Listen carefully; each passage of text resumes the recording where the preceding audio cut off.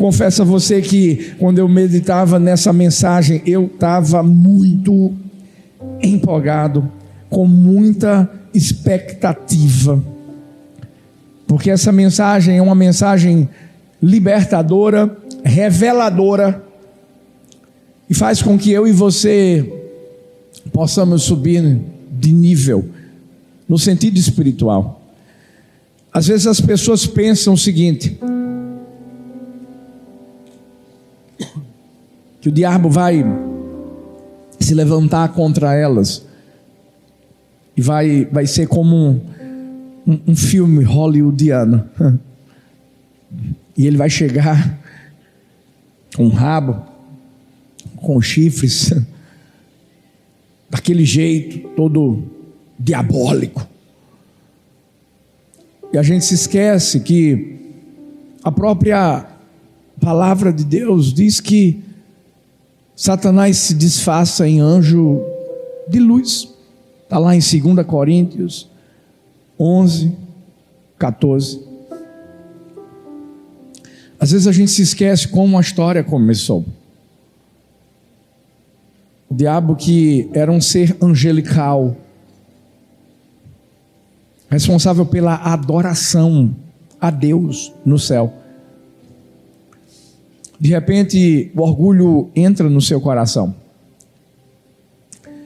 E ele começa a tentar trazer para ele a exaltação e a glória que só pertence a Deus. Filhos, se a gente está aqui hoje respirando,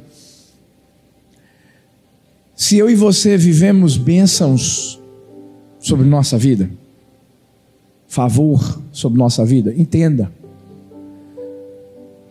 é Ele, é a mão dEle.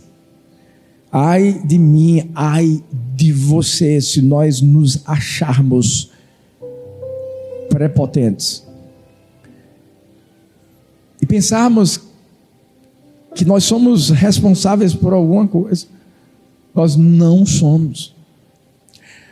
Esse foi o erro do diabo.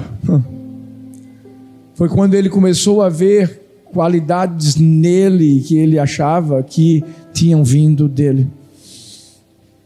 E por isso que Apocalipse 12, 9 diz: o grande dragão foi lançado fora.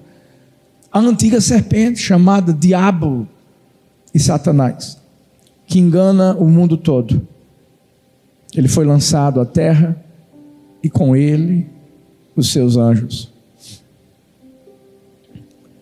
Um sistema de oposição espiritual a Deus se levanta a partir do momento que o diabo ele é tirado do céu.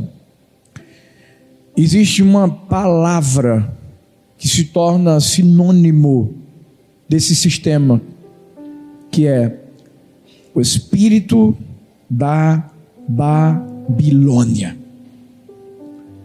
Esse espírito da Babilônia é o mesmo espírito que desde os primeiros conflitos existentes na Bíblia, a gente vai encontrar a Torre de Babel, povo de Sodoma, de Gomorra, Nínive, em épocas diferentes, Faraó, Egito, escravidão do povo de Deus. Mas quando a gente vem para os dias de hoje, Holocausto, escravidão racial, o 11 de setembro, ataques terroristas, guerras, crises morais, espirituais do nosso tempo, é o mesmo espírito. E hoje a gente vive coisas piores, porque esse espírito que está por trás dessas sociedades sexualizadas, dessa epidemia pornográfica, cartéis de droga, clínicas de aborto, ideologias que acabam relativizando absolutamente tudo. E o pior é que até mesmo dentro da igreja com heresias. evangelho da prosperidade, legalismo religioso onde a graça superabunda sobre tudo e não há arrependimento, não há quebrantamento. Hoje a gente vai olhar para o Império Babilônico da época de Daniel, nesse livro. Por isso que eu disse que nós temos um general que vai à nossa frente e que nos mostra quais são as estratégias do diabo. Sabe por quê? O diabo não inova. São as mesmas estratégias, às vezes com uma roupagem diferente. E quando Deus nos dá sensibilidade espiritual, filhos, nós não vamos ser atingidos pelos dardos inflamados do maligno. Porque o alvo é o povo do mundo? Não. O alvo sou eu. O alvo é você. O alvo é a igreja de Deus. O alvo aqui na época de Daniel, foi Ananias, Misael, Azarias. Eram jovens que tinham dentro de si uma essência, a essência de Deus. Quando a gente observa o contexto histórico desse livro, é um dos períodos mais sombrios da história de Israel. Porque em todo o tempo, antes de Israel ter sido levado para o exílio babilônico, por mais de 500 anos, Deus tentou chegar junto daquele povo. Deus tentou abrir os olhos daquele povo. Deus tentou derramar misericórdia sobre aquele povo. Deus tentou revelar para eles: ei, olha o que o diabo está tentando fazer, mas eles não ouviram. Sabe quando a Bíblia diz que quando o Senhor fala ao nosso coração, a gente não pode endurecer. A gente tem que estar sensível ao Espírito Santo. Por isso que eu comecei esse culto declarando: o Espírito de Deus está aqui. E eu sei que Ele está fluindo na minha vida, e não foi só quando a gente chegou, não. Foi quando a gente se levantou. O Espírito de Deus já começou a agir dentro do nosso espírito. Por quê? Porque Ele vai ampliar a nossa visão nessa manhã. Eu declaro mais uma vez profeticamente: Ele vai ampliar nossa visão nessa manhã, para a gente enxergar melhor todos os tipos de ataques que o inimigo tem levantado contra a nossa vida. Deus sempre vai ser um pai amoroso, mas um pai amoroso espera um coração quebrantado de um filho. Por isso que o filho pródigo, quando volta para casa, encontra um pai de braços abertos. O maior problema não era o filho pródigo. Sabe quem foi o maior problema? O irmão do filho pródigo, que viu a misericórdia de Deus sendo derramada diante de um irmão que teve seus olhos e visão espiritual aberta. Ele ficou revoltado com aquilo. É como se ele dissesse: eu não queria que meu irmão tivesse se arrependido. Porque esse é o trabalho do diabo. Mas eu e você não somos como esse homem. Nós somos como o filho pródigo. Até porque quem nunca pecou, que atire a primeira pedra.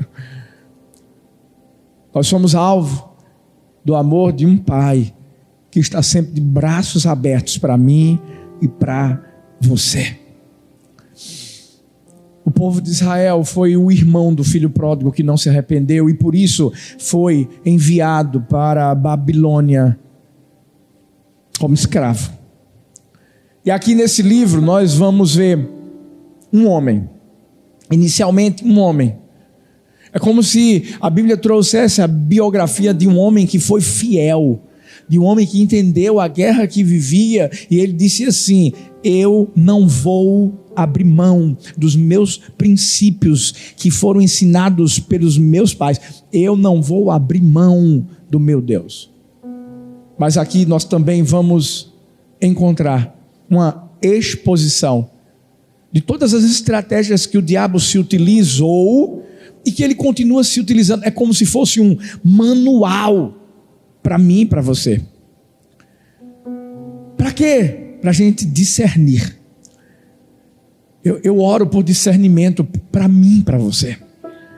Eu oro para que Deus venha trazer discernimento a ponto de, quando a gente identificar situações que ocorrem na nossa vida cotidiana como um todo, nessa hora a gente tem um discernimento para entender: isso vem do diabo e eu vou destruir no nome de Jesus.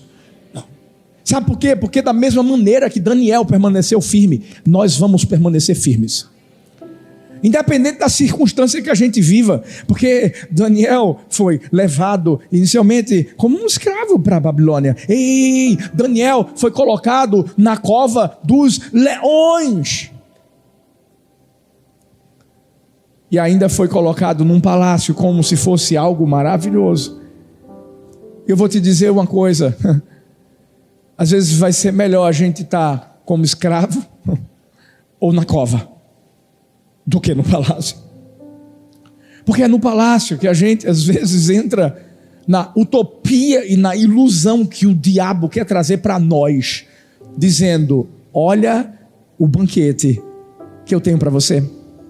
E o pior de tudo é que às vezes a gente acha que é Deus que está fazendo isso. Não. É nessa hora que o discernimento do Espírito precisa ser aguçado na nossa vida. Por quê? Porque existia um plano do diabo. E hoje a gente vai identificar mentiras.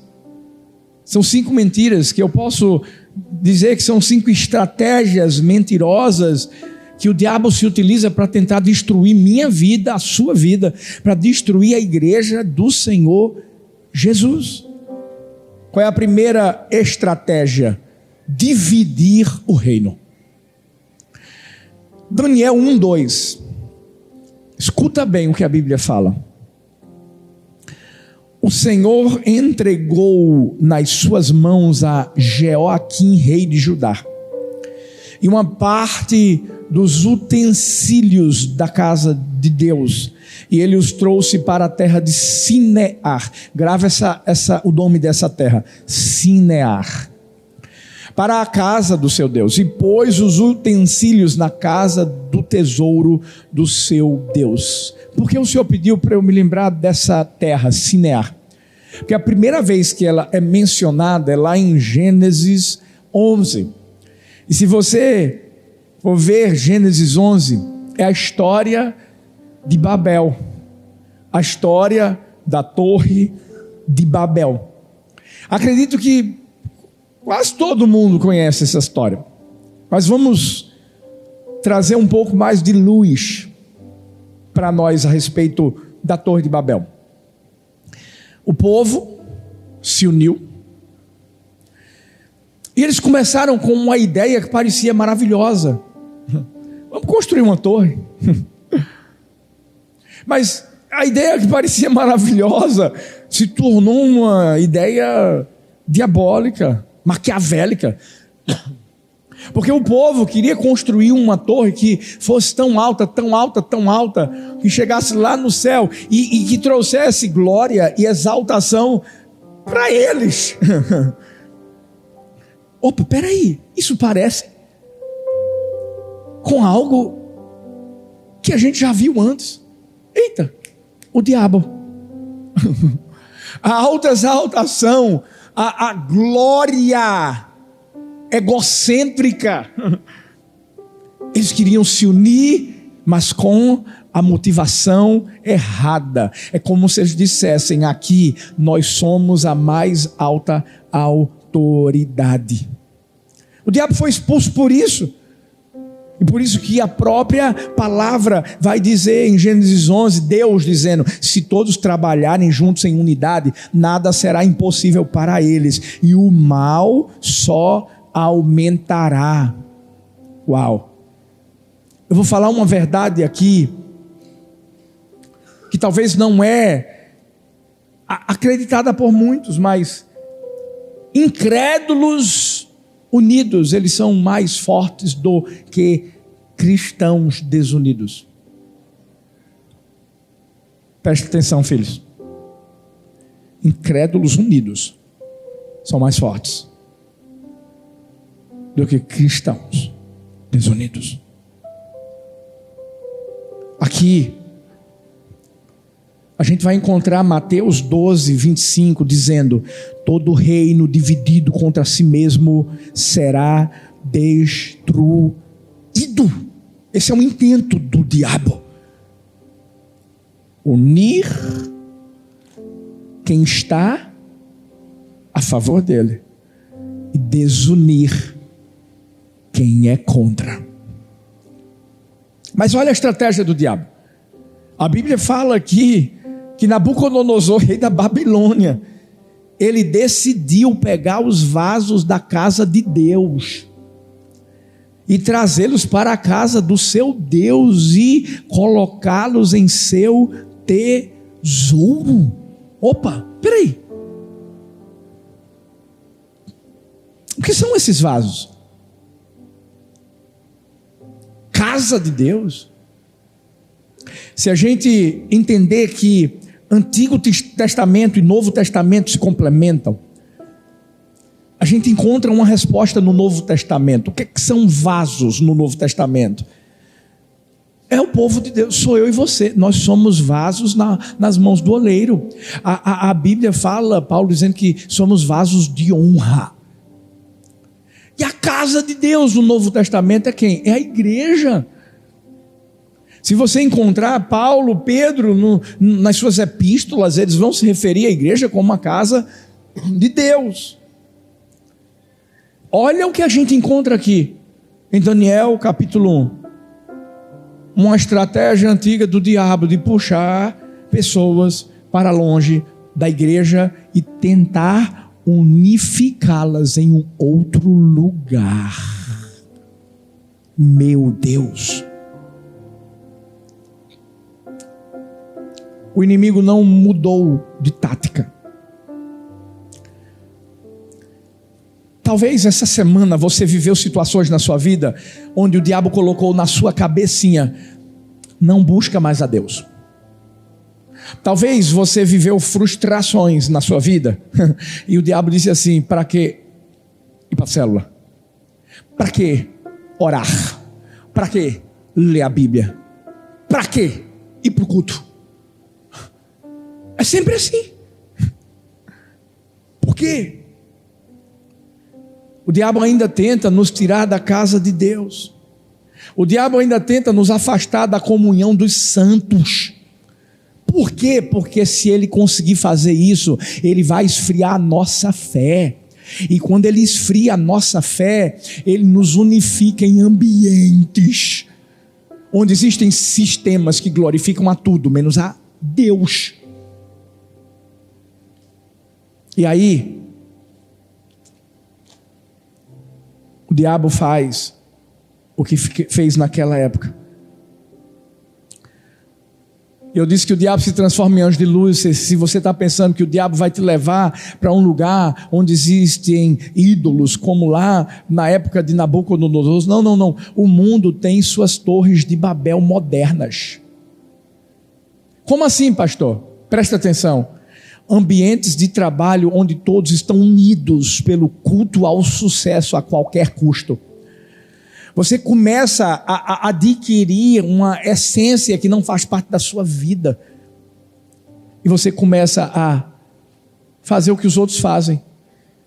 Passar o pé. Subir pisando na cabeça dos outros.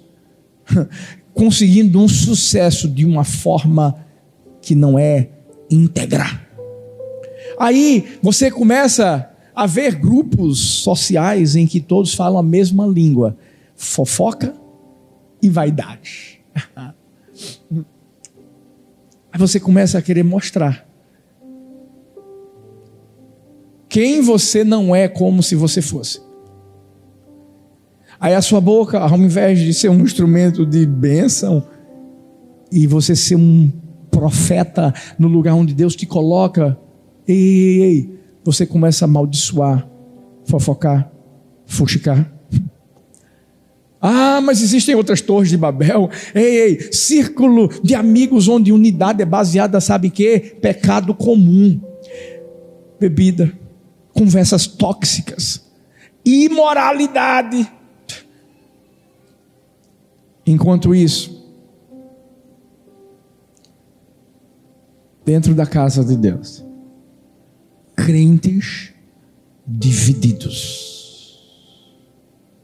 Crentes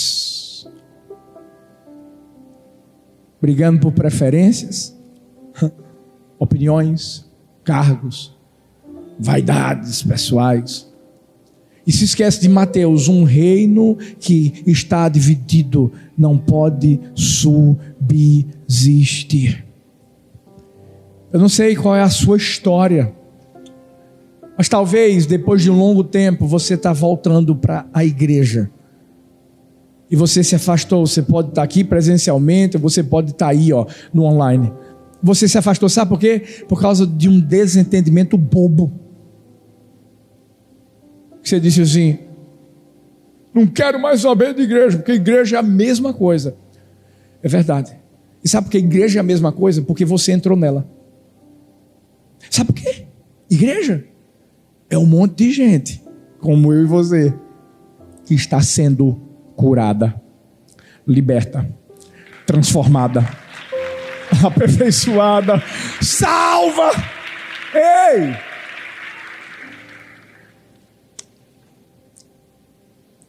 Pior de tudo é que, por causa de um desentendimento bobo, você vai parar num ambiente de trabalho onde está todo mundo unido pela cultura da mentira, pela cultura da competição desleal.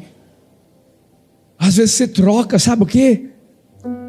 As reuniões de oração, por causa de besteiras que aconteceram na sua vida, você troca por churrascos com amigos que só querem colocar na sua mente dúvida, incertezas, relativismo.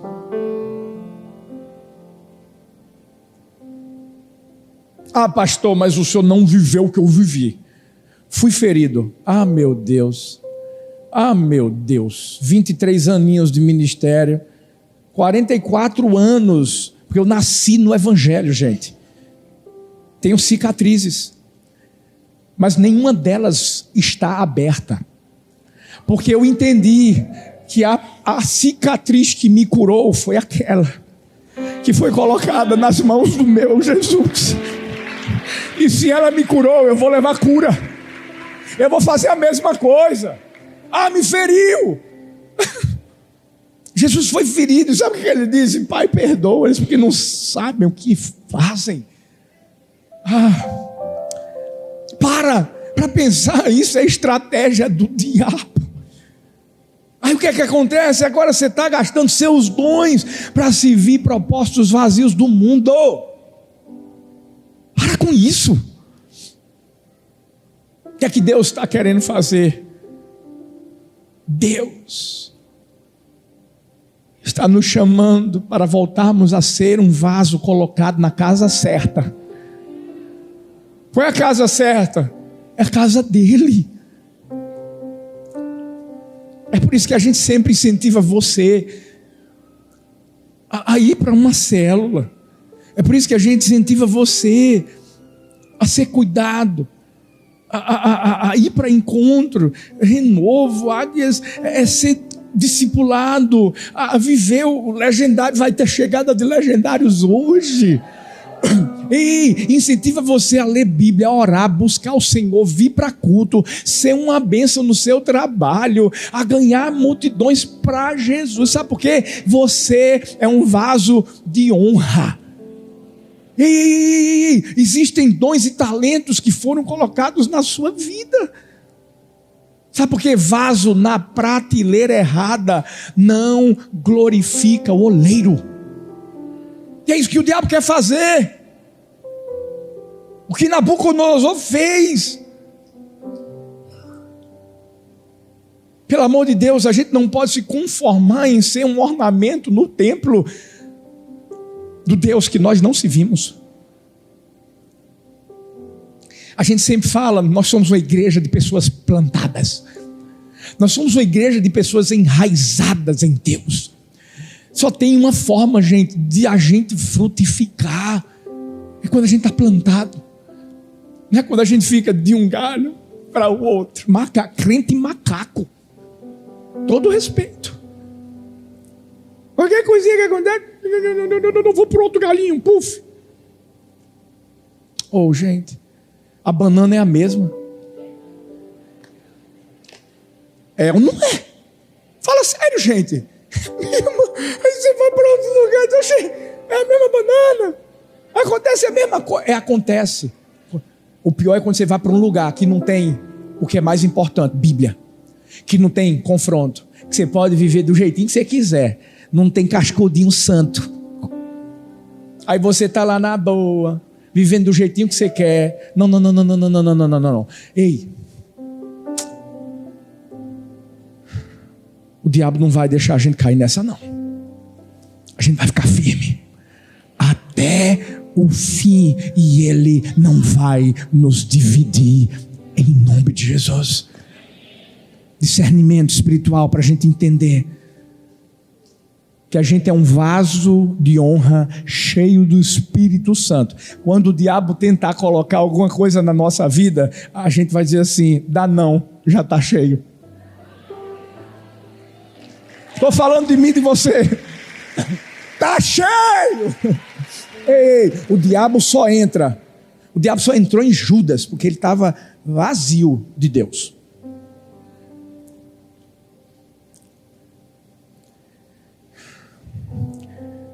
A gente cantou hinos, canções que falavam sobre presença de Deus. Isso é verdade, é real. Cuidado. Meu Deus, gente, cuidado. Isso é para mim, isso é para você. Para as coisinhas mínimas que o diabo está tentando colocar na nossa vida, para nos dividir. Se ele encontrar um espaçozinho, é feito Judas. E sabe qual é o fim de Judas? Morte, é morte espiritual. Você acha que no começo Judas não achava que estava fazendo a coisa certa? Não. Achava. O remorso só veio depois. Não foi o arrependimento, foi o remorso. Pior que ele ainda continuou cheio do diabo. Porque Jesus disse: o diabo entrou em você. E ele não deu espaço para Deus. Nós não vamos cair nesse erro. Nós fomos colocados como vasos de honra na casa de Deus, no lugar certo. Isso quer dizer, sabe o quê? Se você deixou de servir a Deus, volta. Se você nunca serviu, gente, eu estava aqui e vi uma garota, Maria. Eu sempre tento chegar mais cedo para dar um abraço e estar junto, para olhar no seu rostinho e conhecer mais você. Que honra eu tive. Eu estava ali, essa menina estava com a camisa dos voluntários. Crachazinho, os pinzinhos, tudo bonitinho. O pai dela chegou: pode tirar uma foto? Mas é claro. Eu tirei uma foto com ela, gente. Você não sabe a alegria que eu tenho de ver uma menina, é uma adolescente, é um vaso de honra. Me perdoa, mas tem gente aqui que tem que tomar vergonha na cara. Porque é um monte de marmanjo. Um monte de gente que podia estar servindo, meu Deus. Podia estar se doando, podia estar abençoando. Gente, a gente só tem uma vida. O que você está fazendo com essa vida? Você está sendo vaso de honra? E às vezes você nem sabe, mas você está sendo dividido, infelizmente, pelo diabo. Por quê? Porque você também é aquela pessoa que olha tudo, critica tudo, não faz nada. Ah, meu Deus. Maria deve estar por aí, ó. Eu sei que ela está honrando a Deus. E eu sei que ela está sendo uma inspiração para muitos aqui.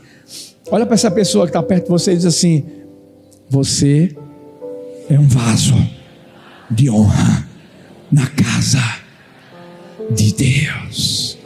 E ninguém vai nos tirar da casa dele, em nome de Jesus. Ninguém. Mas existe uma outra estratégia. O diabo tenta reeducar a próxima geração. Presta atenção nisso. Daniel 1, versículos 3 e 4 diz: então o rei ordenou a Aspenaz, o chefe dos seus eunucos, que trouxesse alguns dos filhos de Israel, tanto da linhagem real como dos nobres. Ó a qualidade deles: jovens, em quem não houvesse defeito algum, formosos de aparência, instruídos em toda a sabedoria, sábios em ciência, entendidos no conhecimento, que tivessem habilidade para viver no palácio do rei, a fim de que, preste atenção, fossem ensinados na literatura e na língua dos caldeus. Meu Deus, o rei não apenas levou os vasos do templo para o seu tesouro, ele também escolheu os jovens mais promissores, jovens que haviam sido ensinados na lei de Deus. Para quê? Para eles serem ensinados agora no sistema babilônico. Lembra? Espírito babilônico. Ele não estava atrás apenas da aparência externa deles. Ele não queria que fossem apenas pessoas bem vistas, bonitas, aparência boa. Não. Ele queria moldar a mente dessas pessoas. A língua, cultura. E se eu tivesse que botar tudo numa palavra só: identidade. Gente, o diabo é astuto. Presta atenção nisso. O diabo é astuto. Você vai ver ele destruindo os vasos? Ele não destrói. Muitas vezes é isso que o diabo quer fazer comigo e com você. Não é destruir o vaso. Ele quer pegar o vaso e moldar o vaso para ele se parecer com ele, com a sua cultura, com o seu coração.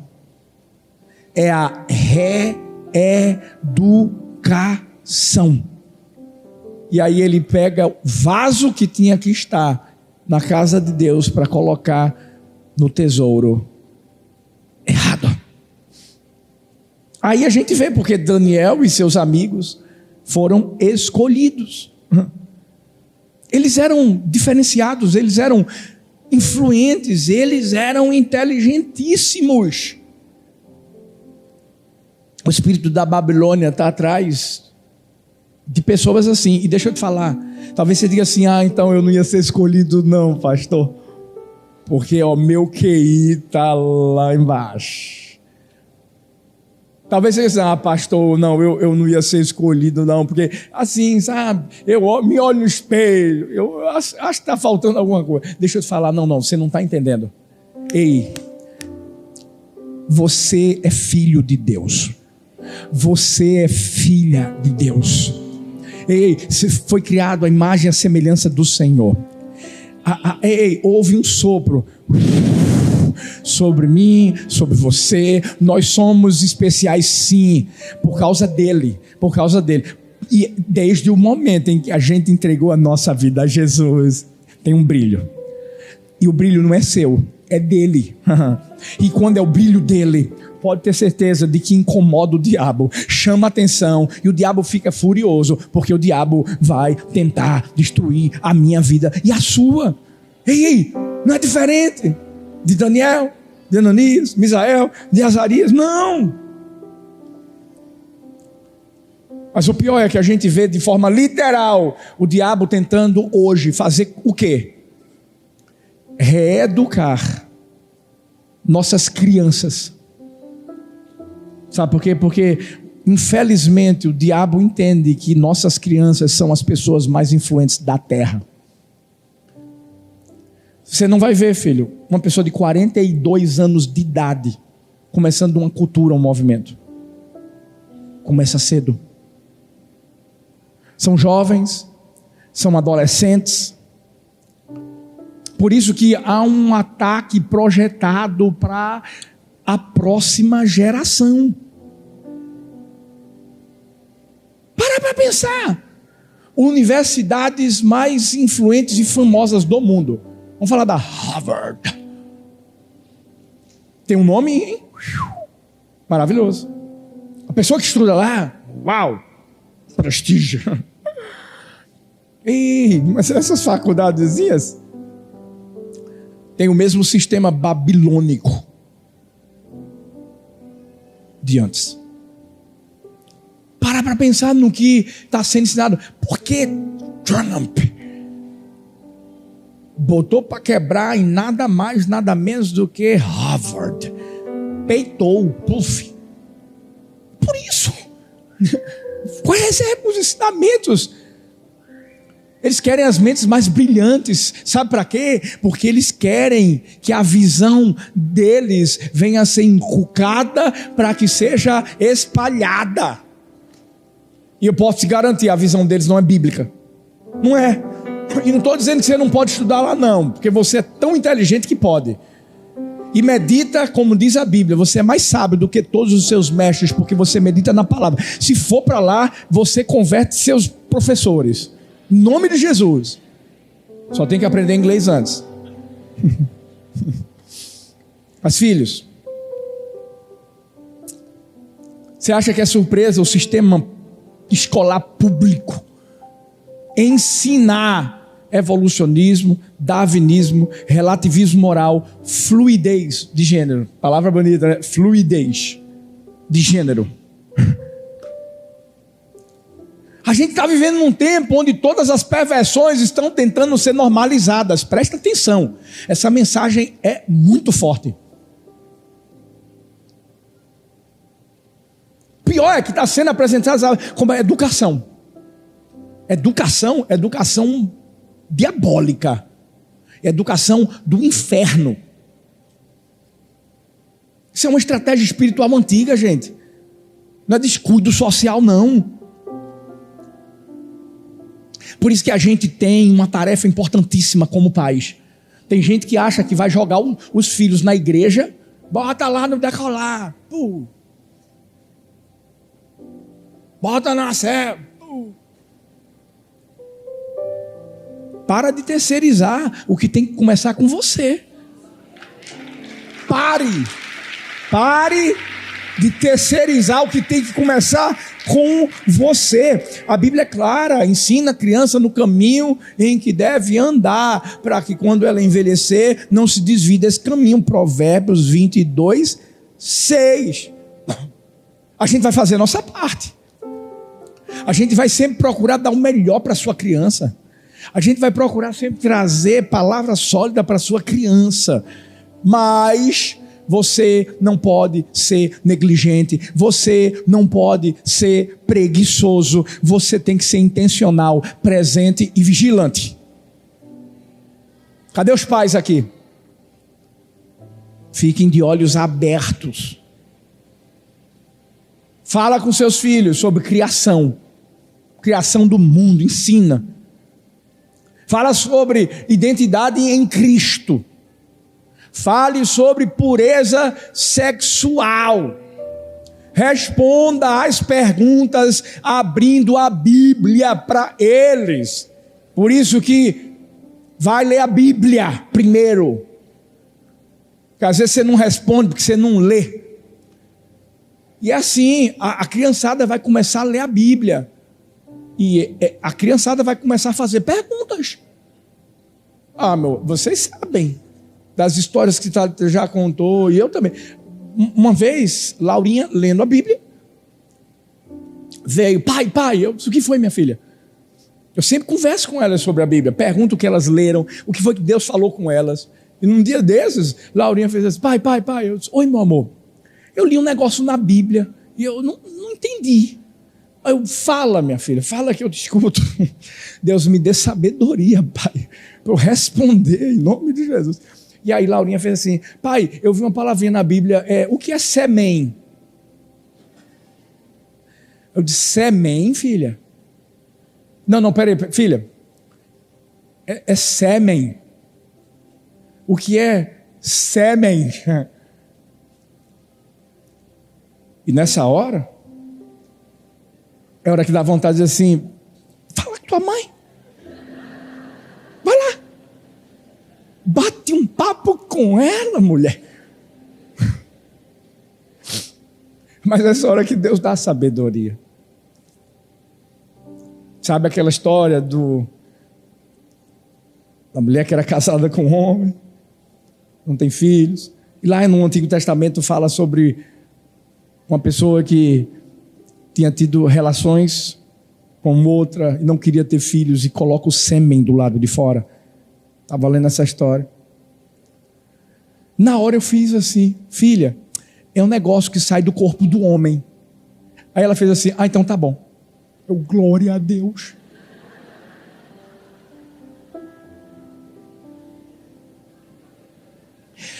Teve perguntas mais capciosas. Mas eu vou te dizer uma coisa. Eu nunca deixei de responder. Elas nunca deixaram de perguntar. Sabe por quê? Eu entendo como pai. Eu não sou apenas o provedor de comida. Eu sou o sacerdote do meu lar. Mãe, você é a primeira discipuladora do coração dos seus filhos. Às vezes você pensa que, não, vou cuidar da casa, vou... Não, você é a primeira discipuladora. Um bastão está sendo dado, gente. Sabe qual é o bastão? O bastão do evangelho. É dado para essa meninada que já está sendo usada hoje. Por isso que eu falei de Mariá. É hoje, não é amanhã não. Mas às vezes está tendo um descuido e a gente está deixando o mundo reeducar da forma errada. E a gente corre um grave perigo. Sabe o que é que o sistema babilônico faz? Identifica os melhores do povo de Deus. Jovens com talentos, inteligência, dons, beleza. E dizem assim, venham cá. Deixem-me ensinar vocês a pensar como nós, falar como nós, se comportar como nós. Deixem-me encher sua mente com a literatura e a língua dos caldeus desta geração. E o diabo tem várias estratégias para reeducar.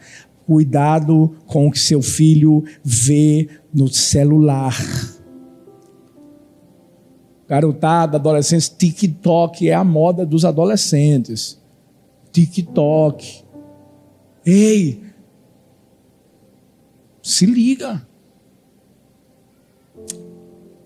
A gente tem que encher essa meninada, os adolescentes, jovens, com a literatura do reino. É palavra. São livros que vão realmente trazer ensinamentos que vão trazer dar base, essência para eles. A língua que eles têm que falar é a da fé. A cultura é a da santidade. É a sabedoria da palavra. Por quê? Porque o mundo já está preparando um monte de série na Netflix. O mundo já está preparando um bocado de música, um bocado de influenciadores digitais, que se nós não tivermos voz diante dos nossos filhos, essas vozes é que vão ser ouvidas por eles. Não. A gente vai resistir. Diga assim, eu vou resistir. Mais forte, eu vou resistir. É isso. A gente precisa resistir. A gente tem que ser como Daniel, mesmo dentro da Babilônia, ele decide no seu coração não se contaminar. Por quê? Porque ele já tinha sido treinado na casa de Deus para honrar Deus. Vou te falar uma coisa, nossos filhos, quando são ensinados no caminho do Senhor, seja ele criança, adolescente, jovem, deixa eu te falar, eles vão ser bombardeados? Vão, mas eles têm base, eles têm escudo, eles estão revestidos com a armadura de Deus. Quando eles chegarem numa faculdade, como Thalita fez lá na Cefiche, só a grace do pai, a gente sabe quem já fez aí algum curso, ciências sociais ou outros aí, lá na federal, sabe como é que é o esquema, meu amigo. Deixa eu te falar, quando a gente tem base, a gente não se perde. Não tem como ser reeducado. Por quê? Porque a gente já foi bem educado. E é nessa hora que a gente se posiciona. Mas é uma das estratégias que o diabo tem tentado usar. Tem uma outra: mudar a sua identidade. Essa aqui é forte. Daniel 1,7. O chefe dos eunucos lhes pôs outros nomes. A Daniel pôs o nome de Beltesazar. Ananias, o de Sadraque. Misael, de Mesaque. Azarias, o de Abidnego. O que é que o diabo estava tentando mudar aqui, gente? Uma das coisas mais importantes na minha vida e na sua: identidade. Ô pastor, mas é só o nome, é só a mudança de um nomezinho. Como é que é? Não, você não está entendendo. Na cultura hebraica, isso tem que ser trazido para a nossa cultura também. Você que vai ter filho, bota nome profético. Coloque nomes que carregam uma unção. É isso mesmo. Antes de você colocar qualquer nome no seu filho, ora a Deus. Pede a Deus para te revelar qual é o destino profético que Deus vai ter para a sua geração. Você sabe qual era o significado de Daniel? Deus é o meu juiz. Uau, imagina. Tem algum Daniel aqui? Ali, ó. Meu Deus, seu nome carrega uma unção. Deus é o seu juiz. Deus julga as suas causas. Deus faz justiça. Olha o nome de Ananias. O Senhor é gracioso. Cadê? Tem algum Ananias aqui? Tem não, eu sei que não. É mais difícil, mas é bonito. Deus, o Senhor é gracioso. Misael, quem é como Deus? Meu Deus. Azarias, o Senhor é meu ajudador. Aí olha o que o espírito babilônico vai fazer nessa estratégia de mudar a identidade. Coloca o nome de Daniel para Beltesazar. O que é que significa? Protegido por Bel. Bel era um deus babilônico. Ananias, Sadraque, comandado por Acu, é um deus lunar da época. Misael, que era quem é como Deus, se tornou Mesaque. Perdão, é isso mesmo, é como Acu também, comandado por Acu, Ananias, e Mesaque, quem é como Acu, o mesmo deus lunar. E Azarias recebeu o nome de Abidnego, servo de Nego, outro deus babilônico. Ou seja, todos os nomes que traziam o nome de Deus foram substituídos por falsos deuses. O diabo estava tentando conectar eles ao espírito da Babilônia, apagar a identidade. Ah, mas o diabo não faz isso hoje não, né, pastor? O quê? Faz, continua fazendo. Ele quer que a gente se defina por qualquer outra coisa, menos por Cristo. Se defina por qualquer outra coisa, menos por Cristo. Ele não vai se importar com a etiqueta que você usa, contanto que ela não aponte para Jesus. Se apontar para Jesus, aí o diabo já começa a se levantar. Mas eu creio, e você sabe disso, o diabo não pode tirar de mim, nem de você, aquilo que Deus colocou. Nós temos uma marca. Olha para essa pessoa linda que está perto de você, faz um coraçãozinho assim, ó. A gente foi marcado pelo amor de Deus. E o sacrifício de Jesus foi por mim e por você. E a gente não pode deixar o diabo nos convencer que essa marca nunca existiu. Olha para mim, você não é a sua profissão. Tem gente que diz: eu sou advogado, eu sou empresário, eu sou... Não, você não é sua profissão, você não é seus hobbies. Sou gamer. Por mais fitness que eu seja, não é a minha identidade, gente. Deixa eu te dizer, Tem muita gente sendo rotulada por raça, cor, política, sexualidade, traumas, tendências. Não. Eu e você, em Cristo, temos um novo nome. Vou repetir isso. Em Cristo temos um novo nome e temos uma identidade que ninguém consegue tirar, porque a gente não vai deixar. Porque isso é importante.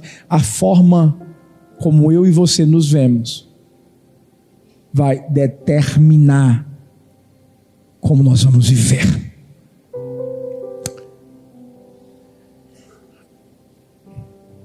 Lembra daqueles 10 espias que disseram: somos como gafanhotos? Se tornaram como gafanhotos e passaram essa informação para uma geração toda que morreu como gafanhotos no deserto. Não aceite ser chamado por nenhum outro nome que Deus não tenha dado para você. E se tem um texto da Bíblia que a gente precisa se lembrar sempre a respeito de identidade, é o texto que está em 1 Pedro 2,9, que diz, e essa é para mim e para você: vocês são geração eleita, sacerdócio real, nação santa, povo exclusivo de Deus, para anunciar as grandezas daquele que nos chamou das trevas para a sua maravilhosa luz. Ah, meu Deus, não aceite os rótulos da Babilônia. Não aceite. Não aceite ser chamado por um nome que Deus nunca deu a você. Você não é burro. Ei, eu vou falar de coisas que são tão... Mas é isso mesmo, você não é feio. Você não é inútil. Você não é fraco. Não. Você tem um pai que olha para você e diz assim: você é meu filho, minha filha, amado, amada, em quem eu tenho prazer. Seja firme. Ah, pastor, mas mudaram o nome de Daniel. Podem até mudar do lado de fora, mas dentro, ninguém tira. É Daniel, é Ananias, é Misael, é Azarias. Ou seja, são pessoas que carregam o nome. As pessoas podem até dar outro nome para você. Tu é muito quadrado, tu é muito cafona, você é homofóbico. Deixa eu te falar uma coisa: você é de Deus. E é aqui que entra a quarta estratégia que está conectada a essa terceira. Cultura do cancelamento. Antes de eu entrar aqui, deixa eu só falar uma coisa para mim e para você. Nós somos profetas. Nós, você que está aí também, nós somos profetas. A gente não pode ter medo. A gente não pode ter medo da forma como o diabo está atacando no mundo todo. Quando Deus coloca algo no coração de um profeta, é porque tem que falar.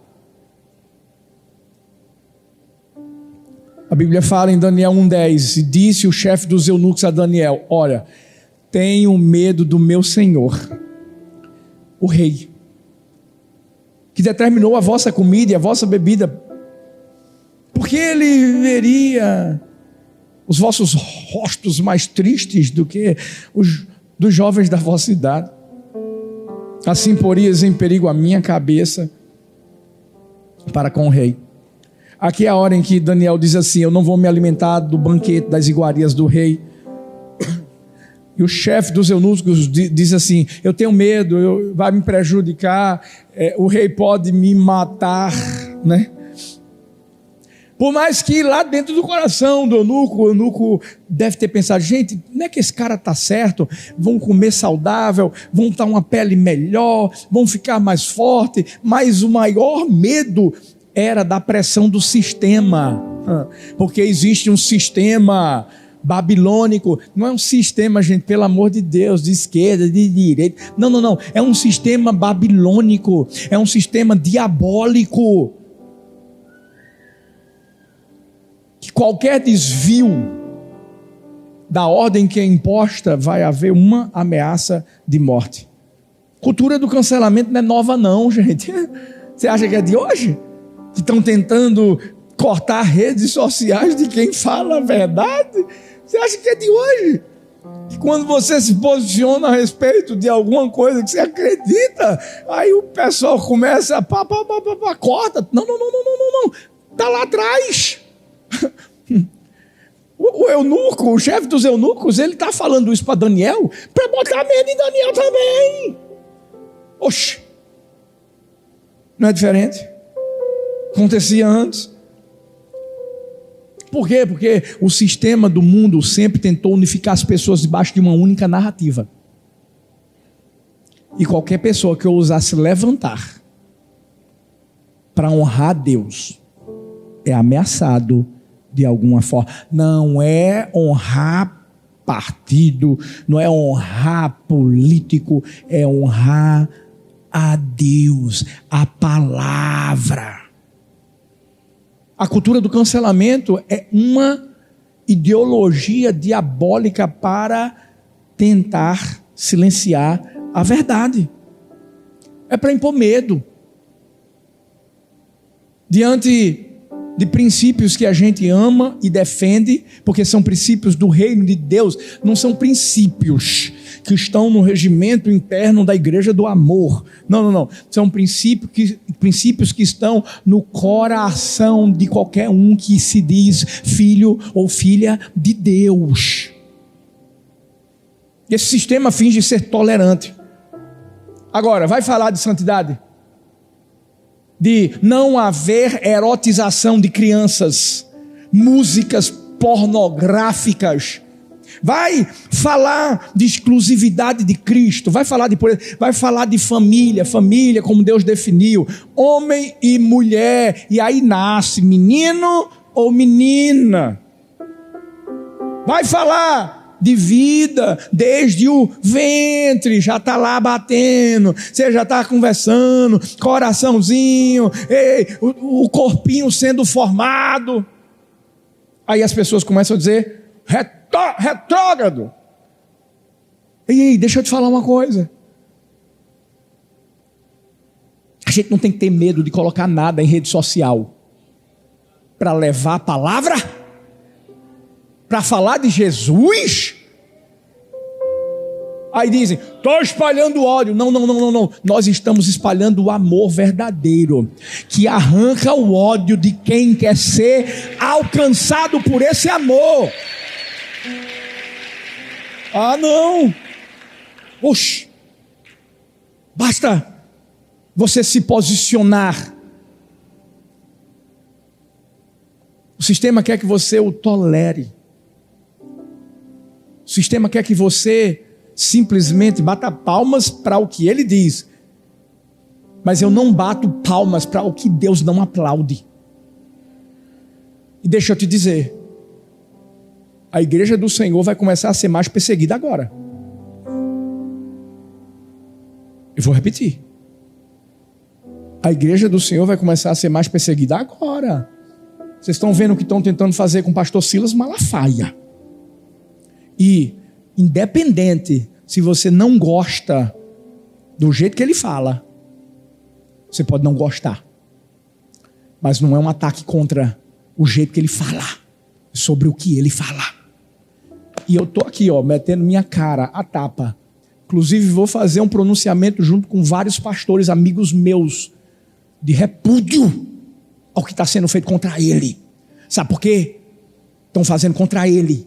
Amanhã pode ser contra mim, e depois contra você, e depois contra a nossa casa, Eu quero te dizer uma coisa, para mim não importa ser cancelado na terra, eu já fui aceito no céu. Você também. Escuta a gente não está defendendo pastor, a gente está defendendo a igreja do Senhor. A gente está se posicionando. Daniel não comeu do banquete do rei. Não aceitou a tolerância que o sistema babilônico estava trazendo.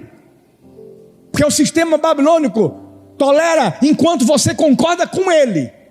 Mas quando você não concorda, você vai ver o que vai acontecer.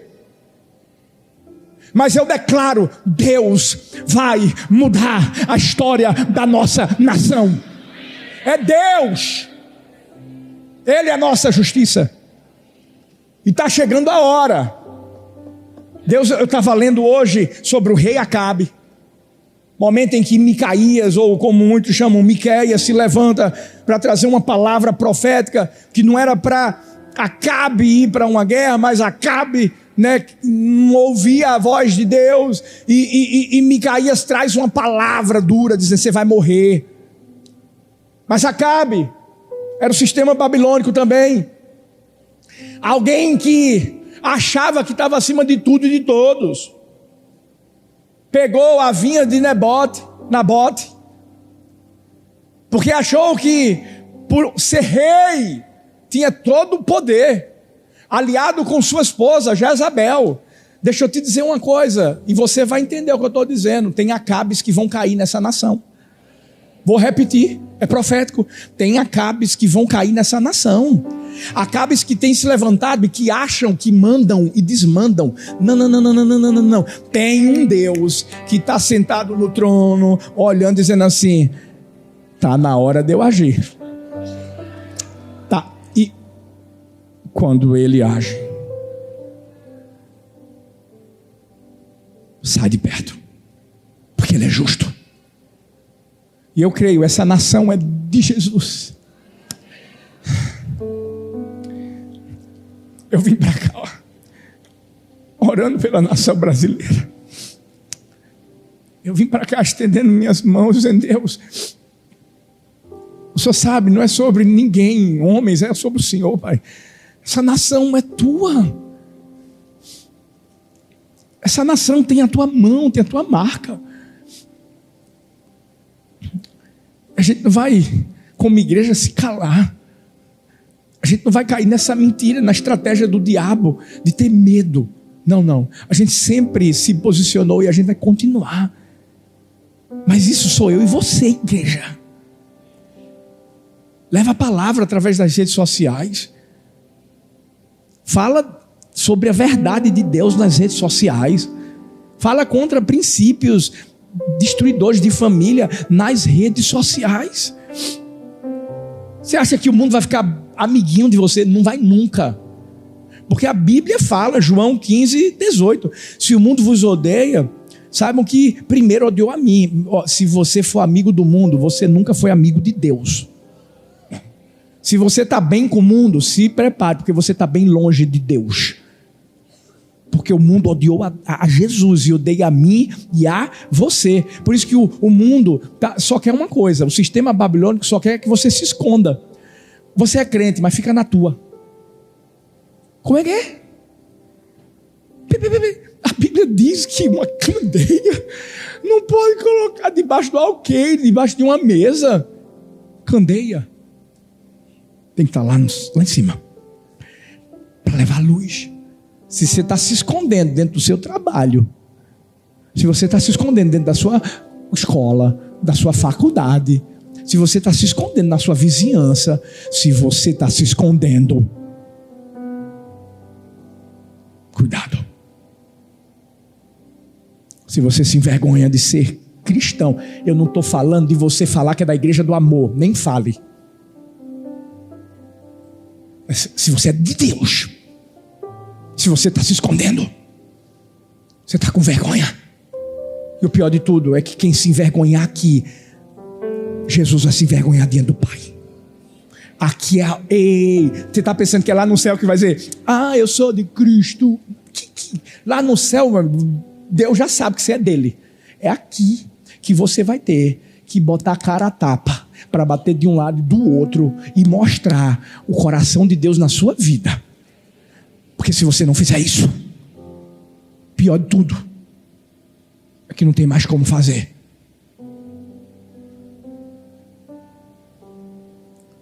Nós temos essa unção de Daniel.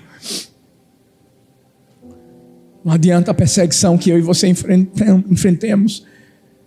Mateus 5,10 diz: bem-aventurados os perseguidos por causa da justiça, porque deles é o reino dos céus. Segue em frente. E em último lugar, a última estratégia do diabo. Ah, não. Em último lugar,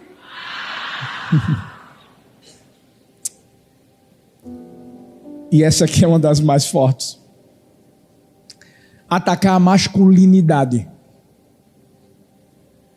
e distorcer a sexualidade.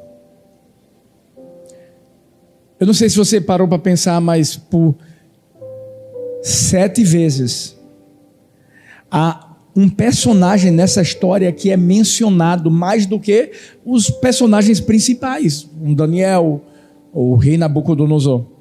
Sabe quem é? O chefe dos eunucos. O chefe dos eunucos era alguém emasculado. Ele não podia passar uma ameaça de deixar uma descendência, até porque o chefe dos eunucos tinha uma posição muito importante.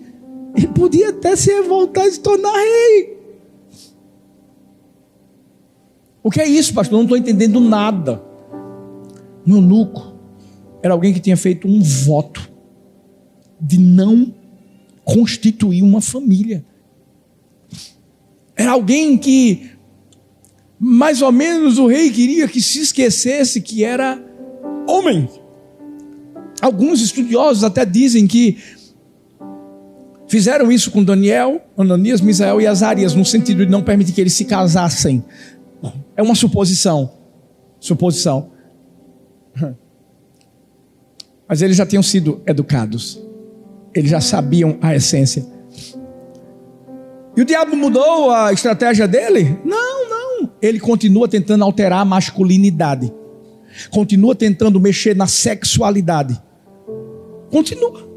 Por quê? Porque o diabo quer destruir uma linhagem. Por isso que hoje masculinidade é demonizada. Por isso que paternidade é banalizada. Por isso que a sexualidade é distorcida. Para quê? Para fins contrários ao de Deus. Presta atenção, o inimigo sabe como destruir uma geração. É só destruir os homens. Vou repetir isso. O diabo sabe como destruir uma geração. É só destruir os homens. Quer ver? Deixa o homem parar de ser líder espiritual dentro da sua casa. Deixa o homem se tornar frágil, sensível. As esposas vão começar a carregar fardos que não são para elas carregar. Deixa o homem se entregar a pecado sexual, ser dominado por impulso. O homem abandona as responsabilidades espirituais e começa a viver na carne. Deixa o homem desaparecer da vida dos filhos. E eu sei que tem muita gente aqui, aí online, que sofreu pela ausência de paternidade. Órfãos emocionais, que acabam sem saber quem são. O mundo encoraja o quê? Efeminados. O mundo encoraja o sexo casual. O mundo normalizou a pornografia, gente. O mundo promove paternidade ausente e tenta silenciar qualquer um que se levanta com um discurso que é contrário, com firmeza. Eles hostilizam.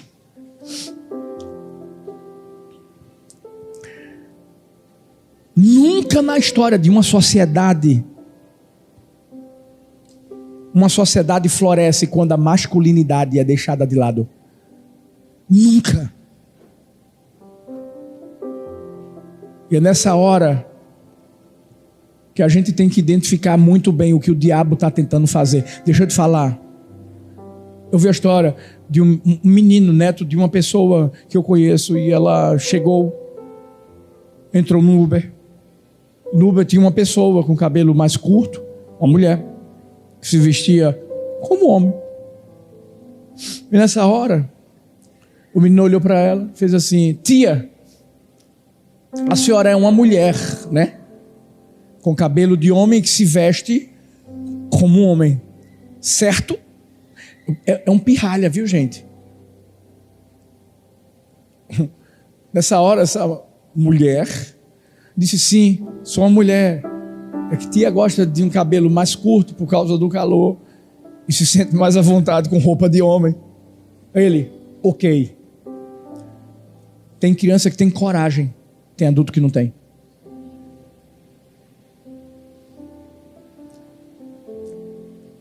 Ensine seus filhos. Vem cá, garotão. Bate aqui, ó. Pá. Homem do papai. Ensine suas filhas. Vem cá, princesa. Deixa eu dar um abraço em você.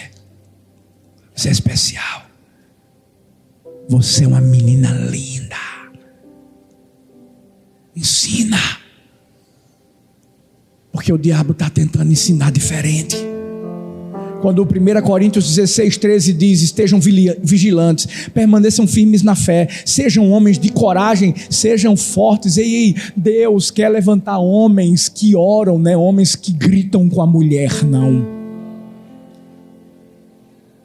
Deus está querendo levantar homens que protegem os filhos dessa cultura babilônica. Não são pais que abandonam os filhos na TV, ao celular, à mídia. Não. Homens que vão priorizar a igreja a qualquer outro prazer momentâneo. Homens que amam, que servem e que morrem pela sua casa. Se existe uma violência que eu e você como homens temos que ter, é contra pecado, gente. A gente tem que ser violento contra o pecado. Se você está vendo um amigo seu que está querendo trair sua esposa, você tem que ser violento.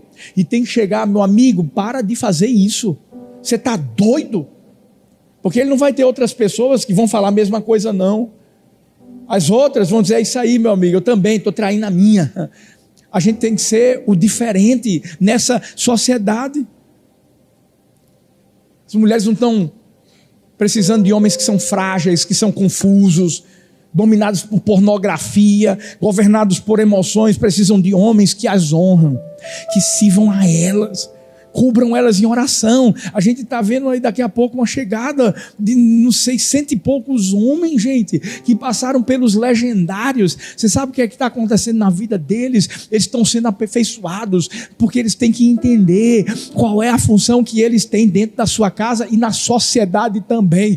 Podem falar o que for dos legendários, a gente não está nem aí. A gente vai continuar levantando um exército de homens poderosos na presença de Deus.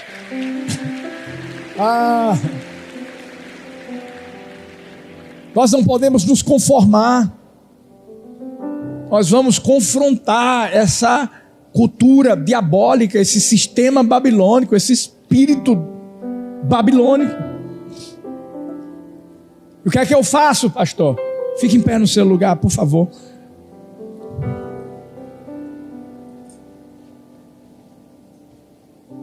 O que é que eu faço? Vamos fazer como Daniel. Daniel 1:8-9 diz: e Daniel propôs no seu coração não se contaminar. Ouve isso. Ele propôs, ele resolveu em seu coração não se contaminar. E a Bíblia diz: Deus fez com que Daniel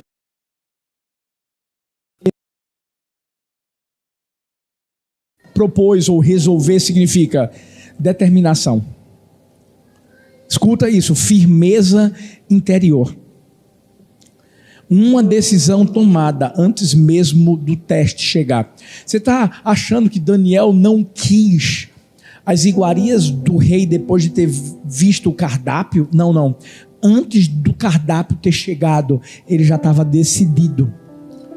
Não espere o diabo colocar um cardápio na sua cara para dizer assim, deixa eu ver o que eu vou escolher, Deus ou o diabo. Não. Nem pega o cardápio. Escolhe Deus. Porque a nossa escolha de hoje vai determinar o futuro de amanhã. E é tão lindo, porque lá no versículo 21 de Daniel 1, a Bíblia diz, Daniel esteve até o 1º ano do rei Ciro. Como assim, pastor? O que é que isso significa? O livro começa com Daniel adolescente, termina com Daniel idoso, firme, fiel. Mesmo depois de ele ver reinos, impérios e governos caírem, tudo mudou, menos o coração de Daniel. Filhos, que seja assim comigo, que seja assim com você. Que a nossa decisão seja continuar lutando nossas guerras com as armas certas, mas vivendo a certeza de que nós vamos vencer no nome de Jesus. Paizinho, eu quero abençoar esse exército que se encontra aqui presencialmente, esse exército que está no nosso campus online, milhares de vidas reunidas para dizer, nós sabemos como nós vencemos a guerra. Deus, nós nos posicionamos, nós não abrimos mão das tuas verdades, dos teus valores, dos teus princípios, e nós agarramos isso, porque cremos, Pai, não somente nós, mas nossa descendência, próximas gerações continuarão firmadas no Senhor, serão mais usadas pelo Senhor, não irão de forma alguma se corromper, e nós iremos ver a vitória do Senhor mais uma vez sendo vivida por cada um de nós, e o diabo perdendo como sempre, porque nós sabemos que em Cristo somos mais do que vencedores, e é nesse nome lindo que nós oramos. Amém, amém e amém.